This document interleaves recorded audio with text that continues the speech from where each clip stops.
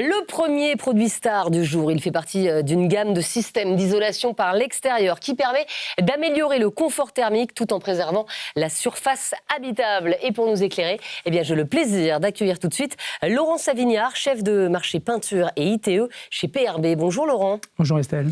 Est-ce que vous pouvez nous présenter PRB, Laurent ? Alors PRB est une entreprise vendéenne fondée en 1975. PRB est un fabricant de mortiers, de solutions techniques et de produits pour le bâtiment. Alors nous intervenons dans différents métiers du bâtiment, notamment les enduits hydrauliques qui est notre cœur de métier historique, mais aussi dans les cols à carrelage, les peintures de façade, les mortiers spéciaux et l'isolation thermique par l'extérieur. Et Laurent, vous êtes venu nous présenter quel produit aujourd'hui ? Alors on est venu vous présenter deux produits qui sont les derniers nés de la gamme de notre gamme ITE, qui sont le Fondimur et le Révomur. Le Fondimur est un mortier destiné au collage des plaques d'isolant et à la réalisation de sous-enduits. Et le Révomur est une finition organique éco-conçue pour décorer justement les systèmes d'isolation thermique. Et quels sont les avantages de ces deux produits pour nos amis artisans ? Alors pour le Fondimur, l'avantage déjà c'est un produit plus économique que la solution PRB aujourd'hui. C'est un produit qui peut être appliqué manuellement ou mécaniquement, ce qui ne change pas les habitudes en soi de l'applicateur. C'est un produit multifonction, comme j'ai dit tout à l'heure, polyvalent, donc aussi bien pour le collage que le sous-enduit. Donc ça permet de gérer un seul produit sur le chantier, ça évite les erreurs et la gestion de chantier, ça facilite la gestion de chantier. Et le dernier point, c'est ça nous permet de nous passer du régulateur de fond avant la finition. Alors, beaucoup d'avantages, finalement, pour les artisans, mais est-ce qu'il y a des avantages aussi pour le client final ? Alors, pour le client final, oui, il y a des avantages. Alors, peut-être moins sur le collage et le sous-enduit, mais surtout sur la finition. La finition Révomur, qui est une finition réalisée avec 35% de matière recyclée, permet de répondre à une demande environnementale au niveau des clients, une sensibilité environnementale. Et aussi, il est formulé de façon à résister aux encrassements. Encrassements biologiques, les algues rouges, algues vertes, ce qui permet de garder l'éclat de la façade le plus longtemps possible. Laurent, on va tout de suite en savoir encore plus sur la mise en œuvre de ces deux produits avec André Garcia, moniteur démonstrateur PRB. C'est parti pour la démo. Et nous sommes avec André. André, vous allez nous montrer la mise en œuvre de deux produits PRB, Fondimur et Révomur. Bonjour Estelle, oui effectivement. Donc on va travailler dans un premier temps avec le Fondimur, qui est un mortier de sous-enduit, mais aussi de collage et calage de polystyrène. Et on finira par le Révomur M. Il y a plusieurs finitions possibles pour le Fondimur ? Généralement, on va toujours travailler en deux couches et on ira sur la dernière couche en lissé pour la couche de finition du Révomur. Donc la première étape ici, on a le rail de départ avec la goutte à clipser, le polystyrène, donc polystyrène gris et polystyrène blanc, le chevillage et les renforts d'angle. Comme on est sur un matériau tendre, on doit renforcer et armer le système. D'accord. Donc voilà pour cette première partie. Hop. La deuxième face, ici. Donc on a déjà marouflé notre renfort latéral, la goutte d'eau, et aussi pastiller les chevilles. Voilà. Donc là, cette étape est importante. On l'a fait 24 heures avant les couches de base. Donc là, le produit est déjà mélangé. Donc pour un sac, on va utiliser 6 litres à 6 litres 5 d'eau propre. On met toujours d'abord l'eau, le produit, et avec un malaxeur, on a notre produit ici, jusqu'à ce qu'il soit homogène avant de s'en servir. Donc là, je prends une taloche crantée, j'applique sur ma taloche, et là, je viens déposer la matière. Une première question de Biarritz. Pourquoi utiliser justement une taloche crantée pour la mise en œuvre du Fondimur ? Alors imaginons que tous les trois, on va faire un chantier. Ouais. On a chacun notre taloche. Et l'avantage, c'est qu'on va déposer exactement la même quantité tous les trois. Donc en fait, en termes de régulation de produits, on est optimal. Et puis le deuxième avantage, c'est économiquement. On va pouvoir aussi réguler ce produit de façon à respecter les dosages qui sont prescrits sur le sac. Donc voilà, pour être un peu plus précis, au niveau du peigne, toutes nos fiches techniques sont faites avec ce qu'on appelle un peigne V6, puisqu'il est en V et il dépose 6 mm de produit, tout simplement. Donc quand on va faire cette étape, pour la suite, on va pouvoir soit venir en frais sur frais pour la deuxième passe, ou alors on va attendre encore 24 heures pour passer la deuxième passe que l'on va faire à la suite. C'est quoi le mieux ? Alors le mieux, c'est le frais sur sec, donc attendre 24 heures. D'accord. C'est beaucoup plus confortable à poser.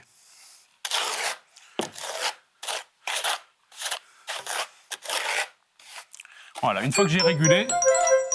Nouvelle question, quelle est la consommation du Fondimur ? C'est une question de Benoît de Caen.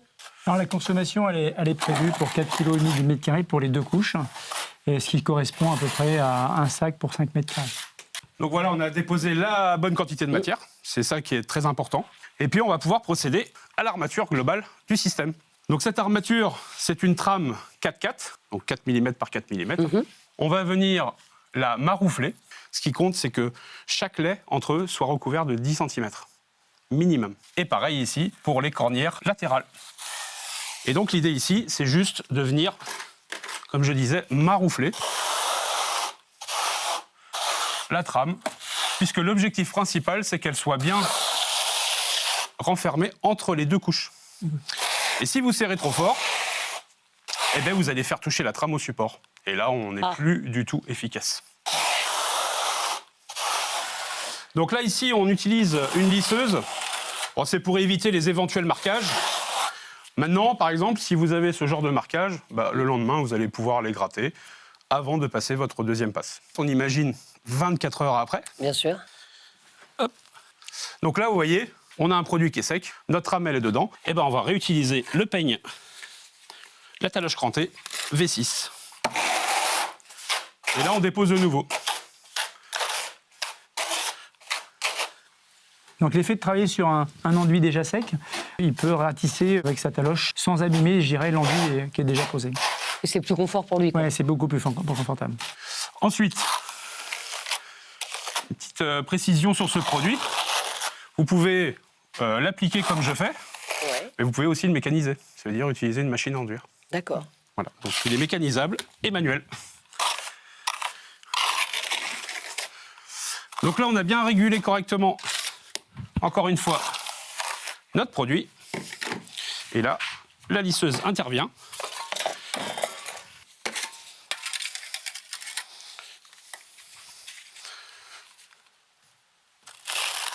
Donc là, je viens bien lisser le produit. Là, si on utilisait une taloche, je dirais un plattoir sans crantage, on aurait des variations, des sortes de vagues qui seraient visibles à la fin lorsque l'on ferait la finition. Donc cette finition-là permet d'obtenir un résultat vraiment impeccable lors de la mise en place de l'enduit. Donc voilà, encore une fois, on voit des défauts de lissage, par exemple. Pas grave. En fait, soit on peut venir le lendemain et puis on ponce, mais le mieux, c'est à la fin de votre application, donc de votre façade, vous pouvez remonter sur votre échafaudage et puis utiliser une taloche éponge légèrement humidifiée pour pouvoir réguler la surface globale du mur que vous venez d'enduire. Donc là, la deuxième application est posée. La deuxième application est posée, et puis là, on va protéger le système des intempéries, donc on va procéder à la finition. Très bien. Et voilà, notre enduit bien sec. Nickel. Généralement, quand le produit est bien sec, il a une couleur homogène. Lorsqu'on a des vagues de couleurs un peu différentes, le produit n'est pas sec. Donc le Révomur M. Alors petite précision, c'est un produit prêt à l'emploi, d'accord, mais on a quand même quelque chose à faire avant de l'appliquer. Le malaxer, très important. On doit rendre homogène le produit. Et je dirais que sur une façade, vous allez utiliser par exemple 10 seaux. L'idée, c'est d'ouvrir les 10 seaux et de malaxer les 10. Déjà, ça vous permet de vérifier la bonne couleur jusqu'au 10e seau. Et ensuite, vous allez pouvoir laver votre malaxeur et vos seaux sont prêts à enduire. Vous n'avez plus à vous tracasser de ça. Et ça sèche pas? Non, vous remettez le couvercle. D'accord. Voilà, sur les seaux que vous n'utilisez pas. Et après, ça on y va. tout seul. Ouais. Hop, donc là, on va utiliser pour l'application une taloche inox. D'accord. Là, on ne peut pas trop se tromper puisque c'est le grain qui fait l'épaisseur du produit. Vous n'allez pas pouvoir ni charger, ni sous-charger. Ok. C'est vraiment le produit qui va faire votre épaisseur. Donc on prend la taloche inox, et là on vient, vous voyez, on entend bien le bruit du grain qui roule. À partir du moment où vous avez cet effet-là, vous êtes bien en épaisseur. Et alors, Laurent, je vous vois avec un râle à la main. Est-ce qu'il y a plusieurs teintes, justement Alors, le Révomur ou toutes les finitions organiques de la gamme PRB sont disponibles sur notre nuancier Harmonie. C'est notre palette de couleurs. Il y en a énormément. Oui, qui représente 253 couleurs. Et on va couvrir tout le domaine chromatique qu'on peut trouver en façade. Alors, si on ne trouve pas son rêve dans les couleurs du nuancier... Oui, alors à mon avis, c'est impossible de ne pas trouver son rêve, là. Non, c'est pas possible. Alors, si c'était le cas, on peut faire des teintes personnalisées, et là, on peut créer des teintes à l'infini. Mais on a aussi une gamme de teintes foncées qui sont admissibles en façade, justement, et c'est des teintes bien spécifiques, qu'on appelle à pigment froid, qui permettent d'éviter que la surface de la façade chauffe. Pendant ce temps-là, André, vous avez bossé. Voilà. Et puis, petite étape aussi qu'on n'a pas parlé, qui était juste avant cette étape-là, c'est le régulateur de fond. Eh oui, Oui. Eh oui. on l'a oublié. On a oublié. Pourquoi n'ai-je pas mis un régulateur de fond? Mais oui, j'allais vous le demander. Voilà, et ben on va le demander. Justement, alors, la finition fond des murs nous permet de nous exonérer du régulateur de fond. Le régulateur de fond, c'est comme une impression qu'on vient mettre en place justement avant la finition. Et là, dans ce cas-là, on peut s'en exonérer. Le système nous le permet. Enfin, c'est quand même un gain de temps. Oui, justement, c'est un gain de productivité pas négligeable. Donc là, bon, on va pas laisser ça comme ça, bien sûr, on va le travailler. Pourquoi pas? Donc là, on va le travailler. L'idée, c'est d'avoir une finition talochée. Donc là, on va prendre une taloche plastique. Ok. D'accord? Toute lisse. Donc l'idée, c'est de passer en 2 fois. D'accord? Être toujours régulier et toujours dans le même sens. Ça veut dire que là, je vise à droite et je vais talocher pour uniformiser mon enduit. Et de temps à autre, en fait, je viens nettoyer ma taloche pour éviter que ne se retrouvent des grains plus bas. Et bien sûr, ça, je ne le remets pas dans le produit si j'ai déjà un seau ouvert. Et non, parce que là, en fait, on a quasiment plus de laitance que de grains. Donc ça veut dire que si on l'utilise, on peut faire des taches. Donc on le met vraiment à part.